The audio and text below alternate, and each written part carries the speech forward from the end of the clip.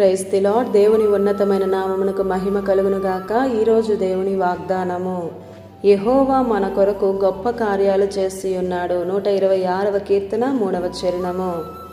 ఈ ఉదయకాల సమయంలో పరిశుద్ధుడైనటువంటి దేవుడే మనందరితో మాట్లాడుతున్నాడు. యెహోవా మన కొరకు అని. మనమంతా ఒకే శరీరం, యేసుక్రీస్తు శరీరంలో అవయవములం. మన కొరకు దేవుడు గొప్ప కార్యాలు చేసి ఉన్నాడు అని చాలామంది సాక్ష్యాలు చెప్తూ ఉన్నారు. ప్రతి ఒక్కరి జీవితాల్లో గొప్ప గొప్ప కార్యాలు నా దేవుడు నాకు చేశాడు అని. అందుకు మనం సంతోషభరితులమై ఉన్నాం. ఇక్కడ వారు ఐగుప్తులో కొన్ని వందల సంవత్సరాలు బానిసత్వంగా ఉన్నారు. వారు విడిపించబడి కానానుకు వెళ్ళేలా చేశాడు. దేవుడు గొప్ప కార్యం చేశాడు.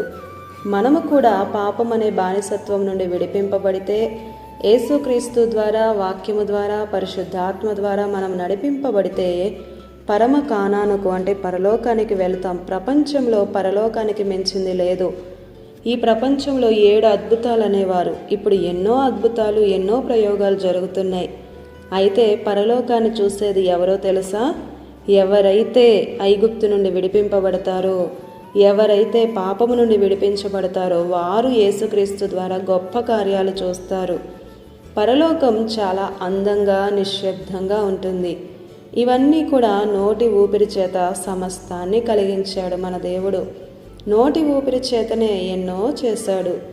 చిన్న దోమ మొదలుకొని పెద్ద ఏనుగు దాకా ఎన్నో సృజించాడు దేవుడే. దేవుని అనంత ప్రేమ చూసారా? ప్రియ సహోదరుడా, సహోదరి, వీటన్నిటికంటే నిన్ను చాలా గొప్పగా చేసుకున్నాడు. గొప్పగా నిర్మించిన నీ కోసం గొప్ప కార్యాలు చేయడా?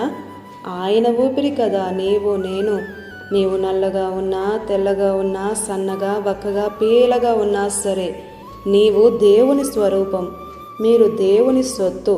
మరి మీ కొరకు ఇలాంటి కార్యాలు కాదు, గొప్ప కార్యాలు చేస్తున్నటువంటి దేవుడు మన దేవుడు.